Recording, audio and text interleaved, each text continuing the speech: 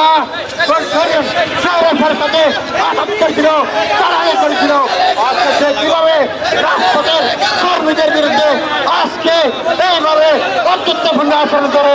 সংগ্রামী বন্ধুগণ, 17 বছর এই ব্রিটিশ সরকারের বিরুদ্ধে আমরা ঘর কাটতে পারি নাই, আমাদের দলের নেতা কর্মীরা আজকে শান্তিপূর্ণ হতে পারি নাই। আমরা আজকে ঘোষণা করতে চাই, আমরা যারা হামলার মামলায় নির্বাচিত হয়ে জেল পাঠিয়েছি, এই যে আওয়ামী লীগের আজকে আওয়ামী লীগের দালাল রাজাকার আমাদেরকে অপমানিত করিয়েছে।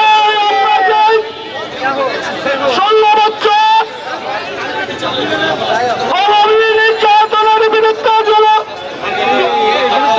নির্যাতনের বিরুদ্ধে প্রতিবাদ করতে গিয়ে আমরা যারা জেল ছিল নির্যাতন ভুগিয়েছি, আমরা বাংলাদেশ জাতীয়তাবাদী আমরা ভালোবাসি। দক্ষিণ জেলার আমরা সেখানে কোন ত্যাগী নেতা কর্মীদেরকে দেখি নাই। এরই প্রতিবাদে আজকে আমরা মানববন্ধন করতে এসেছি। আমরা আমাদের দাবিটা শান্তিপূর্ণভাবে মানববন্ধন করার কথা ছিল, কিন্তু আমরা এটা করতে পারি নাই। আমাদের উপর আমাদের নেতৃবৃন্দ যখন এখানে সমবেত হয়েছে তাদের উপর হামলা করা হয়েছে। ইদ্রিস মিয়ার নেতৃত্বে আমাদের উপর হামলা করা হয়েছে। আমরা কেন্দ্রীয় নেতৃত্বকে অস্বীকার করি নাই। আমরা বলেছি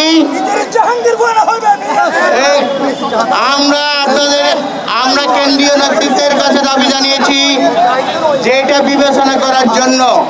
তিনি 17 বছরের আন্দোলন সংগ্রামী ছিলেন না, তিনি আন্দোলনে ছিলেন না, সংগ্রামে ছিলেন না, রাজপথে ছিলেন না। আমরা যারা আন্দোলন করেছি, সংগ্রাম করেছি, তাদের বিরুদ্ধে কথা বলেছে। তিনি দলের বিরুদ্ধে কথা বলেছে। আগামী 72 ঘন্টার মধ্যে আমরা ওই কমিটি থেকে, দক্ষিণ জেলা কমিটি থেকে ইদ্রিস মিয়াকে বহিষ্কার চাই। আমরা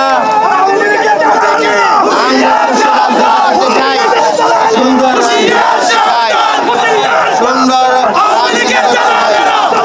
এই কারণে রাজনীতির সুষ্ঠু পরিবেশ বজায় রাখার জন্য আমরা ইদ্রিস মিয়ার বহিষ্কার চাই।